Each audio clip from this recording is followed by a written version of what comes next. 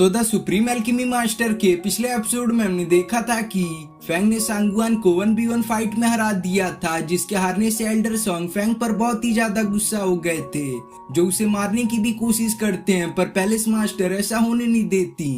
जिसके last scene में हमने किन्सी को फैंग से हेवनली मिशन के बारे में बात करता देखा था। और अब आगे तो एपिसोड की स्टार्टिंग में हम फैंग को देखते हैं, जो यह बात सोच रहा था कि अगर मुझे वह वाइटैलिटी फ्रूट मिल जाए तो मैं उसकी हेल्प से मुझे जो अपने सिस्टर के मार्शल विन को हील करना है वह काम मैं इस फ्रूट की हेल्प से बहुत ही आसानी से कर पाऊंगा। और हाँ, साथ में फादर की ओल्ड इंजरी को भी इस फ्रूट ऑफ वाइटैलिटी से हील किया जा सकता है।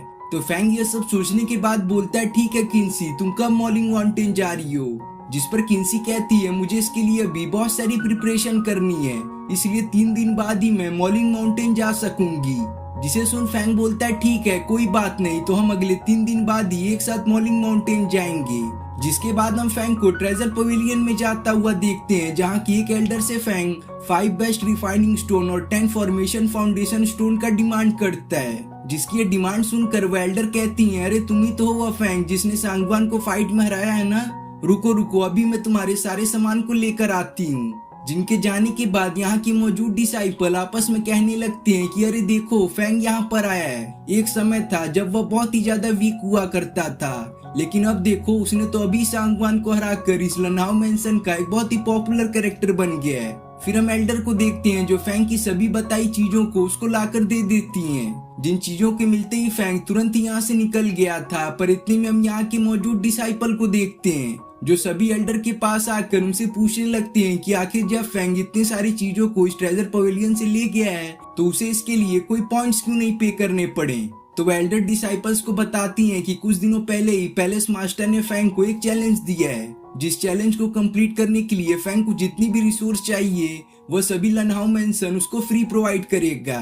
और तुम लोगों ने सुना नहीं क्या कि फैंग ने भी लनहाओ मेंशन के 3rd जीनियस डिसाइपल को हरा दिया है, जिसकी वजह से अब वह इस पूरे लनहाओ मेंशन का 3rd जीनियस डिसाइपल बन गया है। और हाँ, अगर तुम्हें भी यहाँ के रिसोर्स फ्री में चाहिए तो तुम भी जाओ पैलेस मास्टर के पास, उनके चैलेंज को कंप्लीट करो और ले जाओ यहाँ के रिसोर्स फ्री में। पर इन चैलेंज को कंप्लीट करना उन डिसाइपल की बस की बात तो बिल्कुल भी नहीं थी, इसलिए वह सभी बस फैंग का ही नारा लगाने लगते हैं। जिसके बाद हम फैंग को उसके कल्टीवेशन रूम में देखते हैं, जहाँ की अभी वह मिले इन सभी स्टोन्स का यूज करके किसी मिस्टीरियस वेपन को बनाने की कोशिश कर रहा था, जो बोलता है कि मैं अभी के अपने करंट स्ट्रेंथ की हेल्प से शायद ही मैं उस मिस्टीरियस वेपन को बना सकूं, और अगर मैं उस वेपन को किसी तरह से बना भी लेता हूं तो उसकी क्वालिटी और पावर का मुझे कोई भी अंदाजा नहीं है। पर कोई बात नहीं, मैं उस मिस्टीरियस वेपन को अपनी पूरी पावर का यूज करके किसी तरह से रिफाइन करने की कोशिश जरूर करूंगा, क्योंकि अगर वह वेपन मेरे पास आ जाए तो मेरे पास एक काफी पावरफुल अपर हैंड आ जाएगा किसी भी पावरफुल कल्टीवेटर के फाइट के दौरान। जो बोलकर फैंग अपने ब्लू स्पिरिचुअल फ्लेम और साथ में अपने स्पिरिचुअल फर्नेस को समन करके अभी के कलेक्ट किए हुए इन सभी स्टोन्स को उसके अंदर डालकर इनको रिफाइन करने की प्रोसेस को स्टार्ट कर देता है। जो प्रोसेस जब कंप्लीट होता है तो हम उन स्टोन्स को डैगर में ट्रांसफॉर्म होता हुआ देखते हैं, जिसको बनता देख फैंग किसी कंडेंसेशन पैटर्न का यूज करके उन डैगर को एक शेप में ढालने लगता है। जिस प्रोसेस के दौरान फैंग कई सारे स्पिरिचुअल पिल को कंज्यूम करके उन डैगर को ट्रांसफॉर्म करना जारी रखता है, जिसके ऐसा कुछ देर करने की वजह से वह डैगर फाइनली पूरी तरह से बनकर तैयार हो जाते हैं। पर फैंग एक बात सोचकर काफी ज्यादा सैड हो रहा था, क्योंकि इस कंडेंसेशन पैटर्न का यूज करके बस उसने इस डैगर पर 51 पैटर्न ही बनाए थे, जिससे यह डैगर उतना ज्यादा पावरफुल नहीं बना था जितना असल में होता है। लेकिन अभी भी यह डैगर इतना पावरफुल था कि अगर फैंग का सामना किसी मार्शल आर्ट मास्टर एलम वाले कल्टीवेटर से हो जाए तो वह डैगर की हेल्प से फैंग उसे बहुत ही आसानी से हंट डाउन कर सकता है। और अब जबकि फैंग मॉर्निंग माउंटेन जा रहा है तो ये मिस्टीरियस वेपन उसके बहुत ही ज्यादा काम आएंगे। जो बात को सोचते हुए फैंग इस वेपन को अपने पास रख लेता है। जिसके बाद ऐसे ही 3 दिन बीत जाते हैं, फिर हम फैंग को उस जगह पर जाता हुआ देखते हैं जहाँ पर उसने 3 दिन पहले किन्सी से बात की थी। पर इस रिफाइनमेंट प्रोसेस की वजह से फैंग थोड़ा सा थक गया था, इसलिए वह वहाँ पर काफी लेट पहुँचता है। तो फैंग की नजर जब वहाँ पर पहले से खड़ी किन्सी पर पड़ती है तो वह एक समय के लिए वह किन्सी को देखता ही रह जाता है, क्योंकि उसे किन्सी अभी बहुत ही ज्यादा ब्यूटीफुल जो नजर आ रही थी। जिसको ऐसा करता देख किन्सी गुस्से में फैंग को कहती है कि अगर तुमने मुझे पूरी तरह से देख लिया हो तो हमें अभी अपना सफर भी तय करना है। जिस पर फैंग बोलता है कि तुम तो बहुत ही ज्यादा ब्यूटीफुल हो, लेकिन अगर तुम ऐसी सबसे रूडली बात करती रहोगी तो तुमसे कोई भी दोस्ती नहीं करेगा। इसलिए मेरी बात मानो तो तुम सबसे कम थोड़ा रूडली होकर बात किया करो, देखना फिर आगे तुम्हें कैसे सब लाइक करना स्टार्ट कर देंगे। पर किंसी गुस्से में बोलती है कि अगर तुमने इसके आगे कुछ भी बोला तो मैं तुम्हारा मुंह तोड़ दूंगी। जिसके बोलते ही वहां पर एक बड़ा सा ईगल बीस्ट आता है जो कि किंसी का एक पालतू पेट होता है। तो किंसी फैंग को बताती है कि तुम अपने आंखों के सामने यह जो ईगल बीस्ट को देख पा रहे हो ना, इसका नाम शिहाओ है, जो कि एक 4th लेवल का मॉन्स्टर बीस्ट है, जिसके हेल्प से ही हम काफी फास्टली मॉलिंग माउंटेन पहुंच जाएंगे। इसलिए जल्दी करो और इस पर सवार हो जाओ। जिसके बाद हम किंसी और फैंग को इस ईगल पर सवार अपनी जर्नी को तय करता देखते हैं। पर फैंग तो इस ईगल की राइड को पूरी तरह से एंजॉय करते हुए वहां पर बीच रास्ते में कई सारी आवाजें निकालते जा रहा था, जिससे किंसी परेशान होकर फैंग को कहती है कि अगर अभी भी तुमने उस अजीब सी आवाज को निकालना बंद नहीं किया तो मैं तुम्हें इस ईगल से नीचे गिरा दूंगी। तब आराम से तुम अपने सफर को तय करके अकेले ही मॉलिंग माउंटेन पहुंचना। जिस पर फैंग बोलता है अरे थोड़ा चिल भी कर लिया करो। लेकिन जब फैंग की नजर किंसी के गुस्से वाले फेस पर पड़ती है तो वह काफी घबरा कर बोलता है अरे मैं तो कुछ नहीं बोल रहा था, मैं अब बिल्कुल ही चुप रहूंगा, बस तुम किसी तरह से मुझे मॉलिंग माउंटेन पहुंचा दो। जिसके बाद में थोड़ी देर बाद का सीन दिखाया जाता है जहां पर किंसी और फैंग उस मॉलिंग माउंटेन के बहुत ही ज्यादा नजदीक पहुंच गए थे। इसलिए किंसी अपनी ईगल बीच से उतरते हुए फैंग को कहती है कि यह मॉलिंग माउंटेन इस जगह का बहुत ही बड़ा माउंटेन है, जो कि कई सारे हजार हेक्टेयर में फैला हुआ है। जिस माउंटेन के अंदर हमें कई सारे खतरों का सामना करना पड़ेगा और साथ में मैंने ऐसा भी सुना है कि उस माउंटेन के अंदर कई सारे हाई लेवल के बीस्ट भी पाए जाते हैं। इसलिए हमें उस माउंटेन में डायरेक्टली ना जाकर पहले के यहाँ के आसपास लोगों से पता कर लेना चाहिए कि किसी ने वो फ्रूट को पहले से ही तो नहीं हासिल कर लिया है, वरना ये पूरा सफर हमारा बिल्कुल ही वेस्ट हो जाएगा।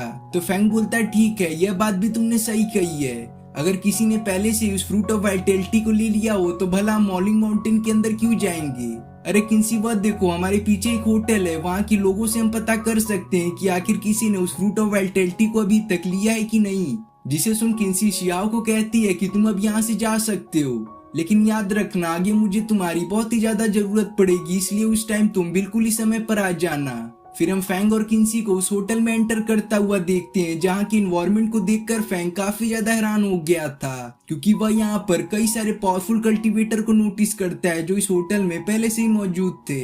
जिन लोगों को देखते हुए फैंग इस होटल के मैनेजर के पास जा पहुंचता है, तो वह मैनेजर फैंग को देख बोलता है कि क्या आप लोग यहाँ पर खाना खाएंगे या फिर मैं आपके लिए एक रूम को तैयार करवा दूं। जिस पर फैंग उस होटल मैनेजर को कहता है कि हमें आपका एक रूम चाहिए ताकि हम आज का रात यहाँ पर बिता सकें। लेकिन जब फैंग को याद आता है कि उसके साथ किंसी भी है तो वह तुरंत उस मैनेजर से कहने लगता है एक रूम नहीं 2 रूम। पर इसके लिए अभी काफी देर हो चुकी थी, क्योंकि उस होटल मैनेजर ने पहले से एक रूम फैंग के नाम पर बुक कर दिया था और बचे बाकी रूम ऑलरेडी बुक थे। जिससे किंसी को तो गुस्सा आता है, पर अब वह कुछ कर भी नहीं सकती थी क्योंकि बाकी के रूम ऑलरेडी जो बुक थे। जिसके बाद हम उस होटल मैनेजर को फैंग और किंसी को उनके रूम के पास ले जाता हुआ देखते हैं, जहां पहुंचने के बाद फैंग उस होटल मैनेजर से इस मॉलिंग माउंटेन के बारे में कुछ सवाल करता है, जिस बात का जवाब वह मैनेजर यह देता है कि अभी मॉलिंग माउंटेन पूरी तरह से खतरे से भरा हुआ है, क्योंकि कुछ दिनों पहले ही वहां पर एक फ्रूट ऑफ वाइटैलिटी अपीयर हुआ है, जिसके पानी के चक्कर में यहाँ के मौजूद कई सारे कल्टीवेटर गए हैं, लेकिन अभी तक उनकी कोई भी खबर नहीं आई कि वह मारे गए हैं या जिंदा हैं। तो फैंग उस होटल मैनेजर से आगे बोलता है कि आप मुझे उस फ्रूट ऑफ वाइटैलिटी के बारे में जो भी बता सकते हैं वह सभी बातें बताएं। जिसे सुन वो होटल मैनेजर बताता है कि वह फ्रूट ऑफ वाइटैलिटी कई सारे हजारों साल के बाद इस मॉलिंग माउंटेन पर अपीयर हुआ है, जिसको पाने के लिए यहाँ पर ऑलरेडी कई सारे लोग सर्च में गए हुए हैं, लेकिन अभी तक ऐसी कोई भी खबर नहीं आई है कि किसी ने फ्रूट ऑफ वाइटैलिटी को हासिल कर लिया है। और मेरी बात मानो तो तुम उस फ्रूट ऑफ वाइटैलिटी को ढूंढने बिल्कुल भी मत जाना, वरना तुम उसमें मारे भी जा सकते हो। जो बातें बताकर वो होटल मैनेजर वहाँ से चला जाता है। जिनके जाने के बाद फैंग किंसी से कहता है कि मुझे ये जगह बिल्कुल ही अजीब लग रही है, तुमने देखा उन लोगों को जो हमसे पहले इस होटल में मौजूद थे, वह सभी पावरफुल कल्टीवेटर हैं, जिन लोगों को मुझे देखकर ऐसा लगता है कि वह भी फ्रूट ऑफ वाइटैलिटी को ढूंढने के लिए यहाँ पर आए हुए हैं। जिसकी इन बातों को सुनकर किंसी फैंग को बोलती है कि तुम्हारे कहने का क्या मतलब है कि अभी हम लोग जिस होटल में ठहरे हुए वहाँ पर हमारी जान खतरे में है।